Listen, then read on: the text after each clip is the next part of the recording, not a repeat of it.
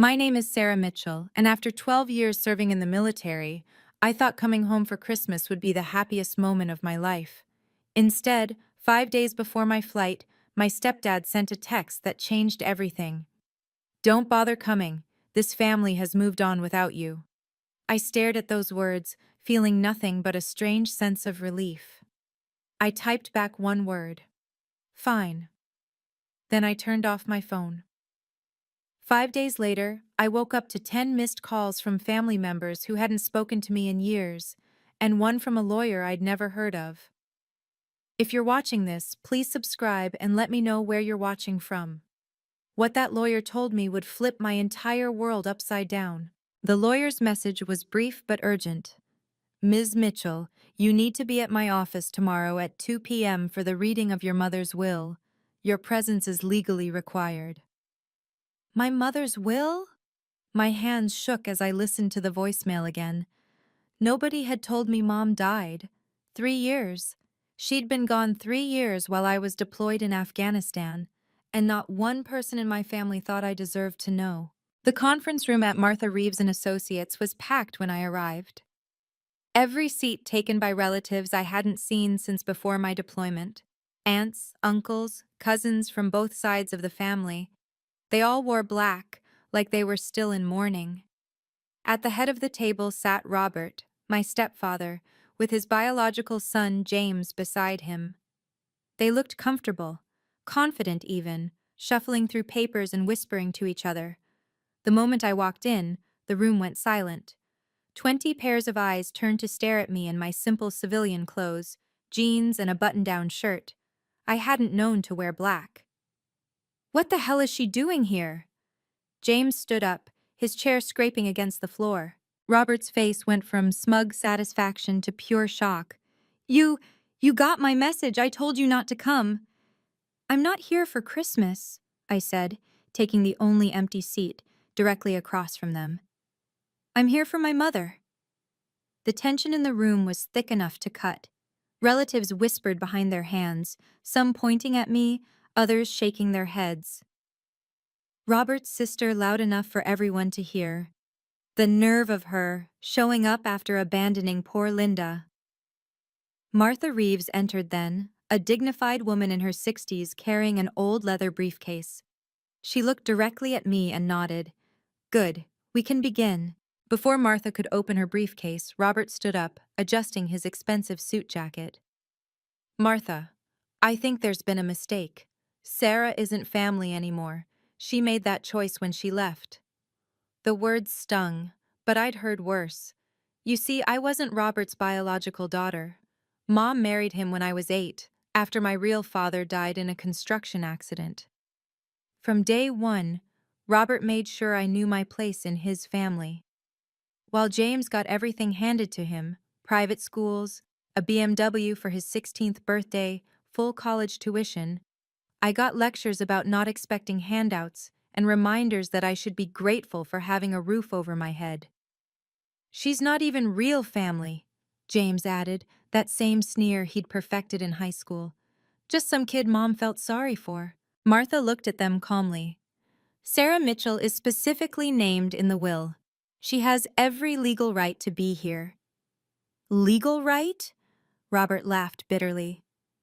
"She didn't even come to the funeral. 3 years, Martha.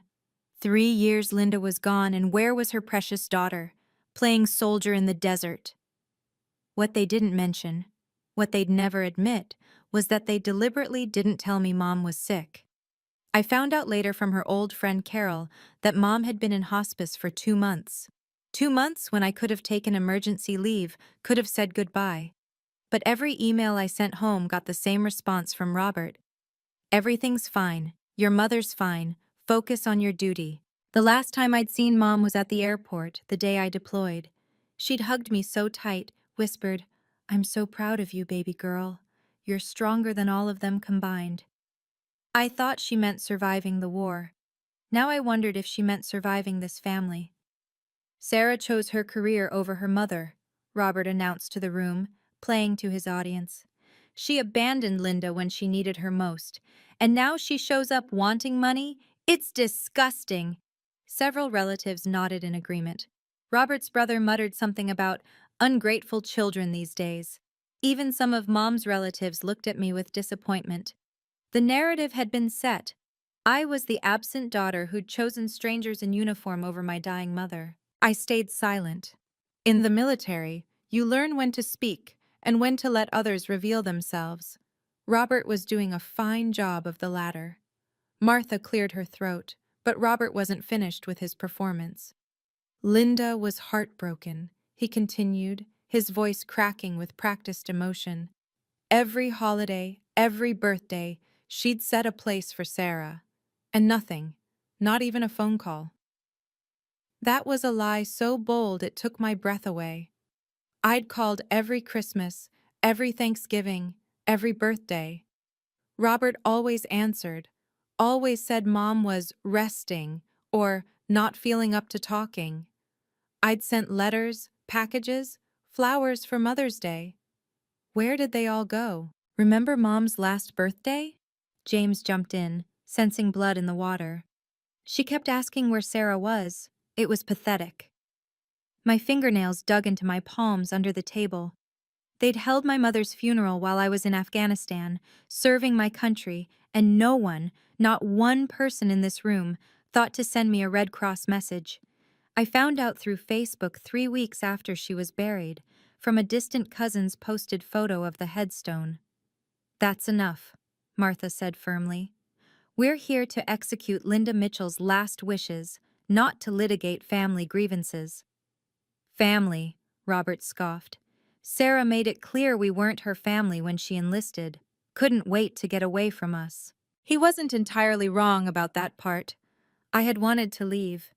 After years of being treated like an unwelcome guest in my own home, the military offered something this family never did: respect earned through merit, not blood.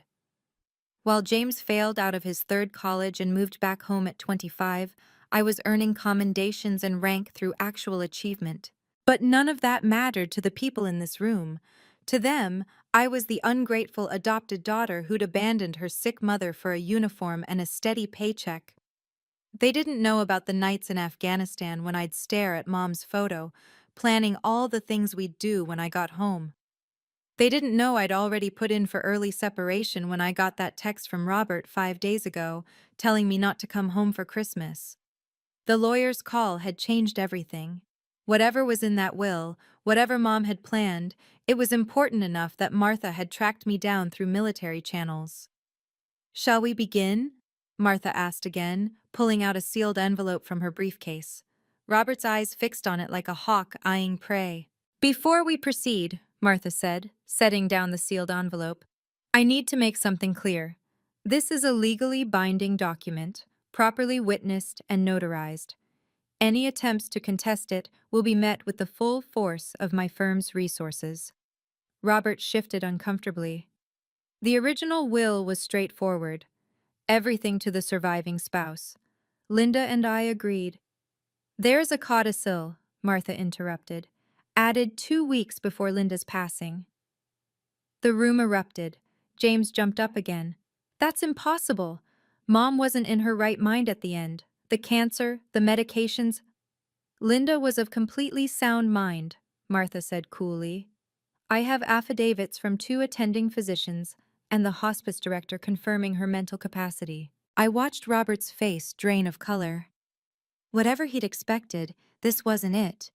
For 3 years he'd been living in Mom's house, the house she'd inherited from her parents, the house I'd grown up in. He'd probably already spent whatever savings she'd accumulated from her years as a financial advisor. And James? He'd been posting photos of expensive vacations and a new Mercedes on Instagram. Mom's life insurance money, no doubt. If I stayed silent, if I walked away now, they'd continue living off Mom's legacy. The house would eventually be sold to fund James's lifestyle. Mom's charity work, the scholarship fund she'd always talked about starting, none of it would happen.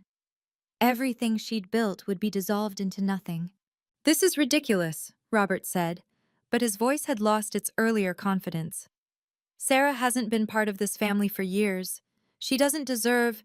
What Linda's daughter deserves, Martha said, emphasizing the word daughter, is exactly what Linda wanted her to have. The weight of those words settled over the room. Several relatives exchanged nervous glances. Robert's sister was no longer whispering. Even James had gone quiet, staring at that sealed envelope like it might explode. If you've ever been treated like an outsider in your own family, hit that like button. And if you want to know what happened when the will was finally read out loud, make sure you're subscribed with notifications on. Trust me, what comes next is something none of us saw coming. Let me know in the comments if you've ever dealt with family inheritance drama. Now, let me tell you what happened when Martha finally opened that envelope. You shouldn't be here, Robert said, turning to me directly. The lawyer invited me, I replied, keeping my voice level. You're not even real family, James spat. We'll see about that. See about what? Robert stood up, planting his hands on the table. You think you can waltz in here? I was summoned, I cut him off. By whose authority? By Linda's, Martha interjected. The room buzzed with whispers. Aunt Patricia, Mom's sister, leaned forward. Robert, what's going on? You said the will was simple. It is simple, Robert insisted, but sweat beaded on his forehead. Then why are you scared? I asked. I'm not scared of anything. Your hands are shaking. He clenched his fists. You have some nerve. I have every right to be here, I said. Rights? James laughed. You gave up your rights. Did I? When? When you left, Robert's voice cracked. I served my country. You abandoned your mother. You hid her illness from me. Gasps rippled through the room. Robert's sister grabbed his arm. Robert, what does she mean? She's lying, he said quickly, too quickly. I have the emails, I said. Every one where you said Mom was fine. Martha tapped the table. Perhaps we should proceed with the reading. Not until she leaves, James demanded. Then we'll be here all day, Martha replied. This is our family matter, Robert tried again. Which is why Sarah is here, Martha said. She's not family, James shouted. Your mother disagreed, Martha said quietly. The silence that followed was deafening. Robert slowly sat back down, his face red with fury and something else. Fear? James kept standing, fists clenched, looking between his father and Martha like a cornered animal. Shall I open the envelope now? Martha asked, her fingers already breaking the seal. Wait, Robert said desperately. Just wait. But Martha was already pulling out the documents inside. Martha pulled out not one, but 3 documents from the envelope. The first was clearly the will, formal, typed, multiple pages. The second appeared to be some kind of letter in Mom's handwriting. But the third was in a separate plastic sleeve, like evidence in a court case. Before I read the codicil, Martha said, arranging the papers carefully, I should mention that Linda came to see me privately, without Robert. Robert's jaw tightened. When? 3 weeks before she passed. She was very specific about her instructions. I watched Robert's face cycle through emotions, confusion, anger, then a dawning realization. The day she said she was going to her sister's. She did go to her sister's, Aunt Patricia said. I drove her to Martha's office myself. The room stirred with interest. Family members who'd been whispering among themselves now leaned in, sensing drama unfolding. Linda was concerned, Martha continued, her voice measured, about certain decisions being made without her knowledge. She wanted to ensure her wishes were properly documented. What decisions? James demanded. Dad had power of attorney. Medical power of attorney, Martha clarified. Not financial. Robert stood up abruptly. This is inappropriate. Linda wasn't well. The medications. I have a video recording of our meeting, Martha said calmly, pulling out an iPad. Linda insisted on it. She wanted to make sure there could be no questions about her mental state or her intentions. The blood drained from Robert's face. You recorded her? She recorded herself. She was quite insistent. Said she wanted Sarah to hear her voice again, To know that these were her words, her choices. My throat tightened. Mom had been thinking of me, planning for me, even as she was dying. While Robert was telling me everything was fine, she was putting legal protections in place. That's not standard procedure, Robert stammered. No, Martha agreed. But Linda was never one for standard procedures, was she? She always said she learned to document everything after her first marriage. Trust but verify, she used to say. Your mother, Martha said, looking directly at me, was worried about you. She knew you were deployed, knew you couldn't be reached easily. She also knew, Martha paused, choosing her words carefully, that certain family members might not prioritize contacting you. That's an accusation, Robert said sharply. It's a statement of concern Linda expressed, Martha replied. She specifically asked me to locate you through military channels if necessary. She didn't even know where Sarah was stationed, James protested. She knew exactly where I was, I said quietly. We emailed every week. That's impossible, Robert said. I managed her email when she got too sick. He stopped, realizing what he'd just admitted. The room went very still. You managed her email? Aunt Patricia asked slowly. Robert, did you read Linda's messages? I was helping her, he said defensively. She could barely type. But she could record a video? I asked. Martha pulled something else from her briefcase, a small stack of printed emails. Linda brought these to our meeting, emails from Sarah that were never answered. She found them in the deleted folder. My chest tightened. All those unanswered messages. All those times I'd wondered if Mom had forgotten about me. She also brought these, Martha continued, producing another stack.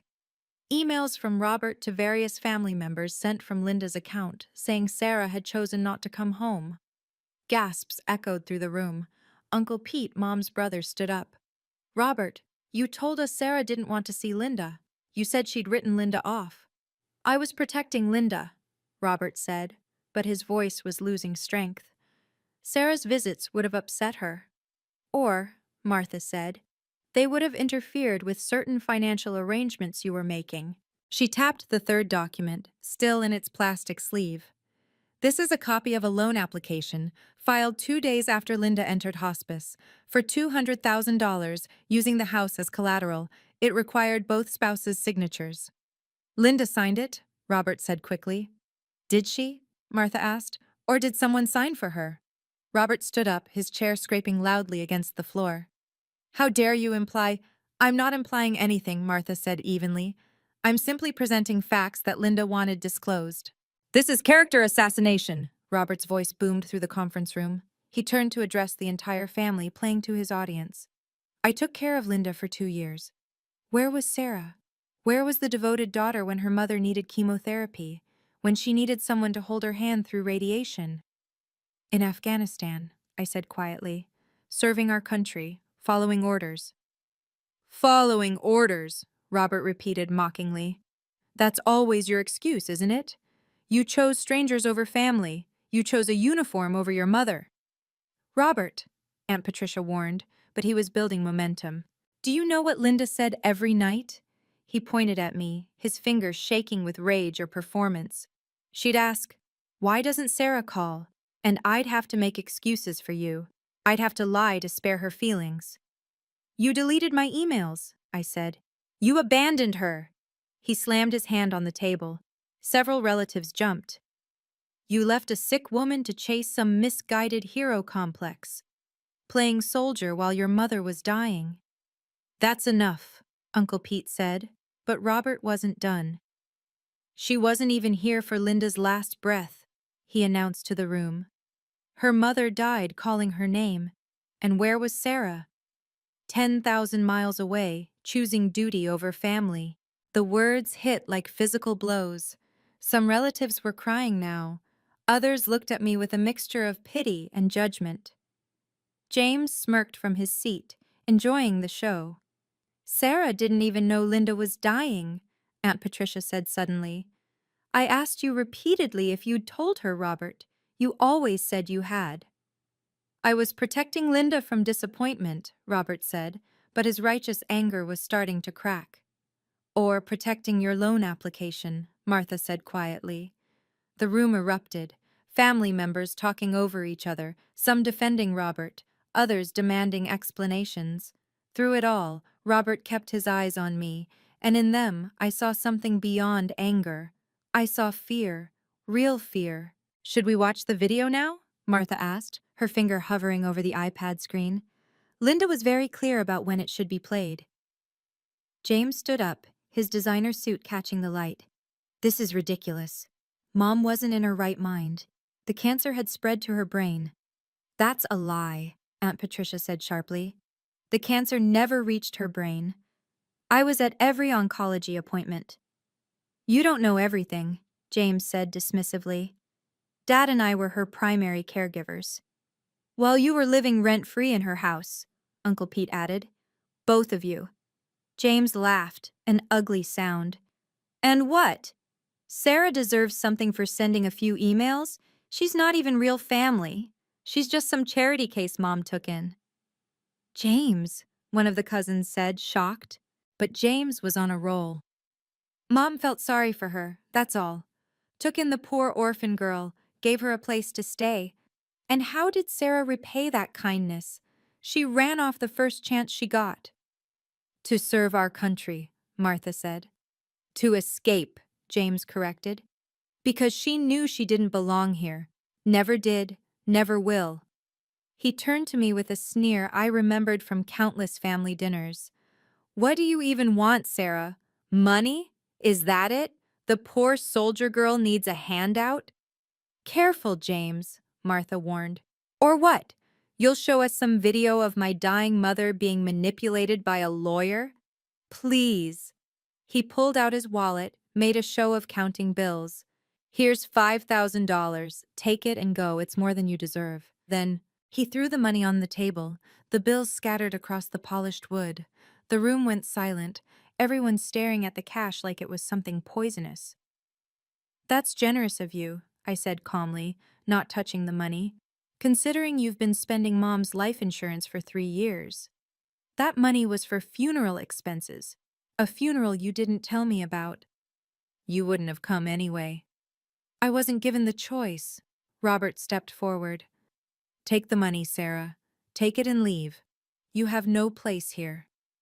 I looked around the room, at the relatives who'd believed Robert's lies, at the cousins who'd unfriended me on social media, at the family that had erased me. Then I looked at Martha, who gave me the slightest nod. I think, I said, we should hear what Mom had to say. Can you believe the audacity? If this is making your blood boil, you're not alone. Share this video with someone who needs to hear about standing up to family bullies. And stick around, because the will reading is about to expose secrets that Robert desperately wanted to keep buried. Comment below. Would you have walked out or stayed to fight? Now, let me tell you what was in my mother's video message. Martha turned the iPad toward the room and pressed play. My mother's face filled the screen, and my heart stopped. She was thinner than I remembered, wearing a soft blue cardigan I'd sent her for her birthday. But her eyes, those warm brown eyes, were clear and determined. My name is Linda Mitchell, she began, her voice stronger than her frail appearance suggested. Today is November 15th, 2021. I am of sound mind and body, despite my terminal diagnosis. I'm recording this because I need my daughter Sarah to know the truth. Robert reached for the iPad. Turn it off. No, Martha said firmly, and several family members echoed her. Mom continued. I know Robert hasn't told Sarah I'm dying. I found the deleted emails, the unreturned calls. I know he's been telling everyone that Sarah abandoned me. That's a lie. Gasps filled the room.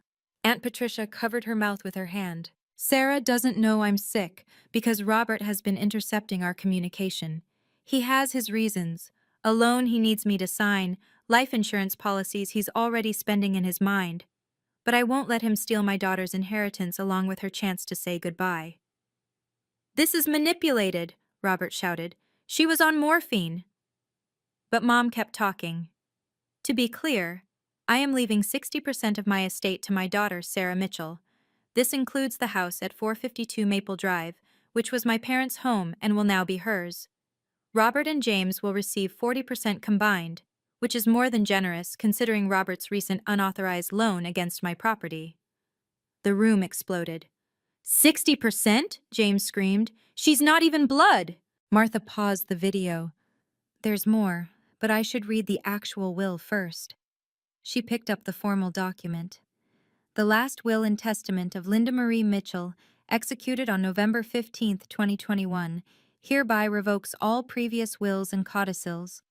She read through the legal language, but the key points were clear. The house went to me. The remaining life insurance went to me. Mom's investment accounts, her jewelry, even her car, all to me. Robert got Mom's pension survivor benefits and some bonds. James got $20,000 and Mom's blessing to make something of himself. This is fraud, Robert shouted. Sarah manipulated her. Sarah was in Afghanistan, Martha said coolly, verified by military records. She had no contact with Linda after Robert began intercepting communications in September 2021. Then you manipulated her, Martha smiled thinly. I simply followed my client's wishes. Everything was witnessed by Dr. Harrison and Dr. Patel from the hospice, plus a court-appointed advocate for terminal patients. Would you like to see their affidavits? Martha resumed the video. Mom looked directly at the camera, as if she could see me through time and space. Sarah, my brave girl, I know you're wondering why I didn't tell you myself. Robert monitors everything now, my phone, my email, even my visitors. But Patricia and I found a way. She brought me to Martha's office while Robert thought I was getting treatment. You lied to me, Robert accused Aunt Patricia. Like you lied to all of us, she shot back. Mom's voice continued. I need everyone to understand something. Sarah is my daughter in every way that matters, not by blood, but by choice. When her father died, she could have become bitter, angry. Instead, she became strong. She served our country with honor, while Robert and James, she paused, choosing her words, took a different path. Turn it off, James lunged for the iPad, but Uncle Pete blocked him. Robert, Mom said, and her tone changed, became harder. I know about the loan application. I know you forged my signature. I've instructed Martha to pursue criminal charges if you contest this will. Robert's face went white. Several relatives gasped. I also know about the money you took from my retirement account, $43,000, supposedly for my treatment, but the receipts show otherwise. James's Mercedes, your gambling debts, that ridiculous boat you bought last summer while I was in chemotherapy. Mom, James whispered, as if she could hear him. James, Mom continued, you're 35 years old. You've never held a job for more than 6 months. You've lived off me your entire adult life. The $20,000 I'm leaving you is a chance to start over. Don't waste it. She looked back at the camera, and tears ran down her weathered cheeks. Sarah, I'm so proud of you. You became the woman I always hoped you'd be. Strong, independent, honorable. The house is yours, baby. Come home when you're ready. Make it a place of love again, not the prison Robert turned it into. I want you to know, Mom's voice grew stronger, that I'm adding one condition to Robert and James's inheritance. They must vacate the house within 30 days of the will reading. If they contest any part of this will, they forfeit their entire portion, which will go to the Veterans Foundation in Sarah's name. The video had 1 more minute. Mom held up a photograph. It was of her and me at my basic training graduation. This is my daughter, she said firmly. This is my legacy. And Robert, if you're watching this, know that I forgave you for many things, but keeping my daughter from saying goodbye, that's unforgivable. The screen went dark. The room sat in stunned silence. I stood up slowly, pulling out my phone. Martha, I'd like to formally accept the terms of my mother's will. You can't do this, Robert shouted, but his voice had lost its power. I opened my banking app, showing the screen to Martha. I'm prepared to pay the property taxes immediately. I understand they're 3 months overdue. Robert's mouth fell open. How did you? Public records, I said simply. You haven't paid them since Mom died. Too busy spending her money on other things. Martha slid a stack of documents across the table. These are the transfer papers. Once signed, the house is legally yours, effective immediately. I signed each page with steady hands, the same hands that had signed deployment papers, that had held rifles, that had saluted fallen comrades. When I finished, I looked at Robert and James. You have 30 days to vacate, that's November 20th. This is our home, James protested. No, I said calmly. It was my grandparents' home, then my mother's home, now it's my home. You were guests who overstayed their welcome. Where are we supposed to go? Robert demanded. I pulled out a business card from my wallet, my military JAG lawyer. My attorney can discuss rental agreements if you'd like to stay as tenants. Market rate for a 4-bedroom house in this neighborhood is $2,800 a month. You want us to pay you rent? James was incredulous. Or you can find somewhere else to live. Your choice. Sarah, Aunt Patricia said softly, are you sure about this? Mom was sure, I replied. That's enough for me. Martha pulled out more papers. There's also the matter of the fraudulent loan. The bank has been notified that Linda's signature was forged. They'll be pursuing separate action. You can't prove that, Robert said weakly. Actually, Martha said, Linda provided a handwriting sample to a forensic analyst before she passed. She wanted to make sure you couldn't steal any more from Sarah's inheritance. Uncle Pete stood up. Robert, I think you should leave, now. This isn't over, Robert said, grabbing his coat. Yes, I said quietly, it is. You kept me from saying goodbye to my mother. You stole 3 years of grief from me. But you can't steal her love. That was always mine. James threw the $5,000 back in his wallet, glaring at me with pure hatred. You'll regret this. No, I said. I'll heal from this. As Robert and James headed for the door, Martha called out, Mr. Mitchell, don't forget. Any attempt to remain in the property past the 30 days, any damage to the house, any missing items, and you forfeit your inheritance entirely. Robert stopped but didn't turn around. His shoulders were shaking with rage. Oh, and Robert, I added, Mom's wedding ring, the one that belonged to my grandmother, I'll need that back. He spun around. That's mine. We were married. Check the will, Martha said. All jewelry specifically goes to Sarah, including the wedding ring that belonged to Sarah's maternal grandmother. I don't have it, he said. Then you have 48 hours to find it, Martha replied, or we add theft to the fraud charges. After they left, the room remained quiet. Then one by one, relatives began approaching me. Some apologized for believing Robert's lies. Others simply hugged me. Aunt Patricia was crying. We should have known, she said. Linda talked about you constantly. She was so proud. Robert always had an excuse for why you couldn't visit, why you didn't call. We should have questioned it. He was convincing, I said. He convinced me I wasn't welcome. Uncle Pete shook his head. Your mother would be proud of how you handled this, like a true soldier. Like her daughter, I corrected. Martha handed me a small key. This is for Linda's safety deposit box. She wanted you to have it privately after everything was settled. I pocketed the key, wondering what other secrets Mom had protected. There's one more thing, Martha said, pulling out a final envelope. Linda wrote you a letter. She asked me to give it to you personally, not to read it in front of everyone. I took the envelope with trembling hands. My name was written across it in Mom's careful script. The house will need to be legally transferred, utilities switched to your name, Martha continued. I can handle all of that if you'd like. Thank you, I said, for everything, for finding me. Your mother was a remarkable woman, Martha said. She knew exactly what she was doing. She protected you even when she couldn't reach you. As the relatives filed out, several asked if I'd be moving back to town. Yes, I said. I'm done running. Mom wanted me to come home, and I'm finally ready. The last to leave was Aunt Patricia. Sunday dinners, she said. Linda always hosted Sunday dinners.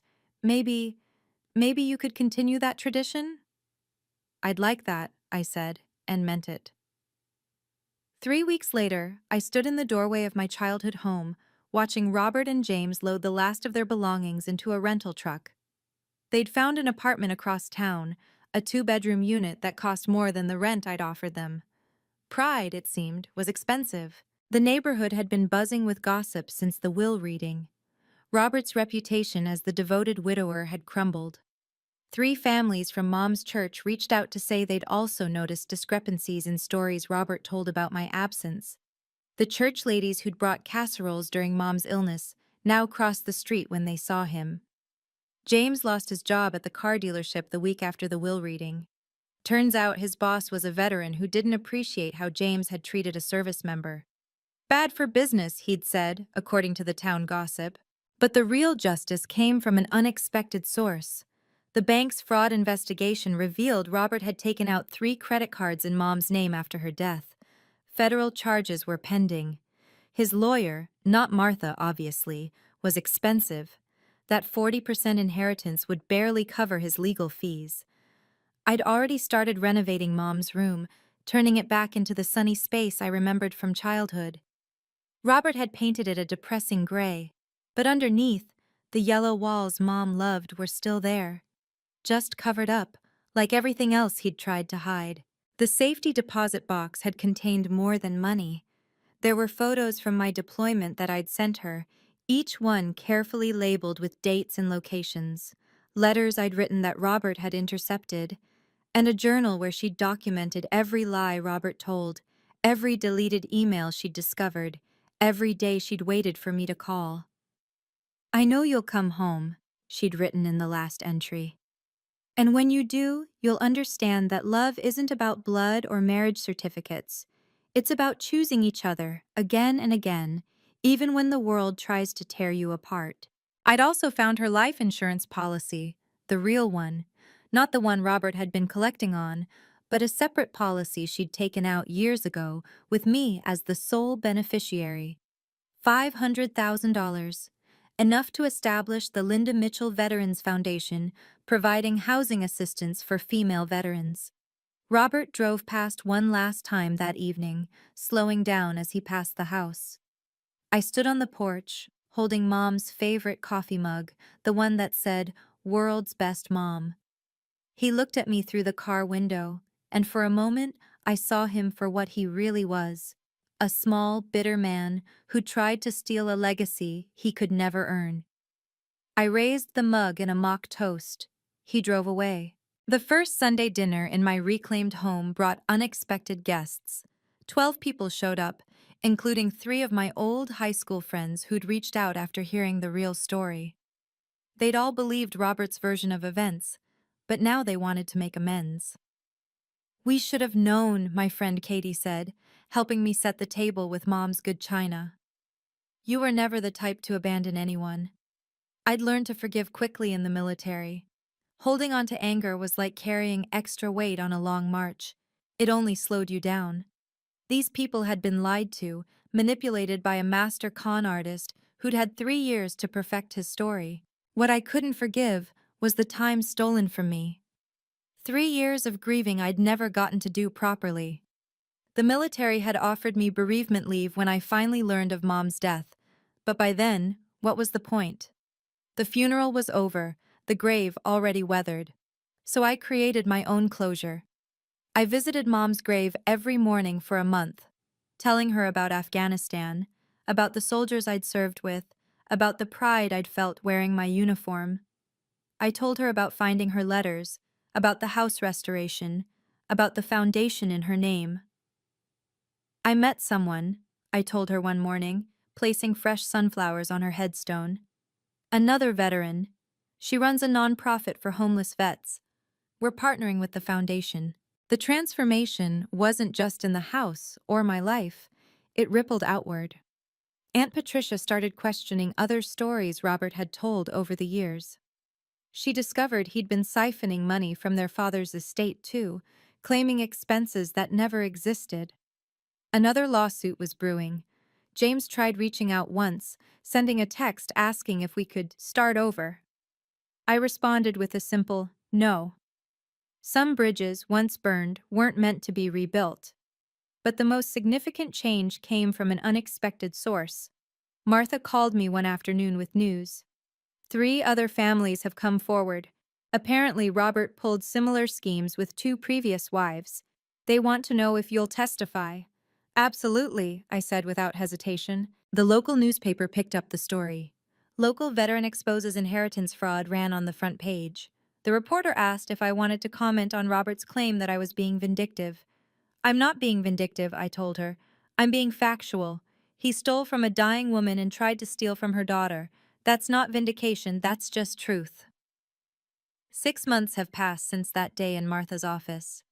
The house is alive again, filled with the sound of Sunday dinners and support group meetings for female veterans. Mom's portrait hangs in the living room, right where she always wanted it, watching over the space she loved. Robert's trial starts next month. James moved to another state, telling everyone he's starting fresh. Maybe he is. That $20,000 Mom left him might have been the push he needed, though I doubt it. Some people are professional victims, and James wore that title like a badge of honor. But this story isn't about them anymore. It's about boundaries and the power of truth. Robert thought he could erase me from my mother's life, but love leaves evidence. Every saved letter, every documented lie, every video message, they all testified to a bond that couldn't be deleted or destroyed. Setting boundaries isn't about revenge. It's about finally choosing yourself. For years, I'd accepted being treated as less than, believing maybe they were right. Maybe I wasn't real family. But Mom knew better. She saw me for who I was, not the orphan girl who needed charity, but her daughter who deserved protection. The house is mine now, legally and emotionally. But more than that, I've reclaimed my story. The narrative Robert crafted, the ungrateful daughter who abandoned her dying mother, has been replaced with the truth. A daughter who loved so deeply that even an ocean and a war couldn't break that connection. If you're reading this because someone in your family has made you feel like you don't belong, know this. Legal documents don't define family, but they can protect you from those who would deny your place in it. Document everything. Trust your instincts. And never let anyone steal your story. Mom was right. Love isn't about blood. It's about choosing each other, again and again. Even when they try to erase you. Even when they say you don't belong. Even when coming home seems impossible. Come home anyway. If this story resonated with you, please share it with someone who needs to hear that it's never too late to stand up for yourself. Subscribe for more stories about everyday people finding their power in unexpected ways. And remember, sometimes the best revenge isn't revenge at all. It's simply living well and letting the truth speak for itself. What boundaries do you need to set in your life? Let me know in the comments below. I read every single one. And to those of you still fighting for your place in your family, you belong. You've always belonged.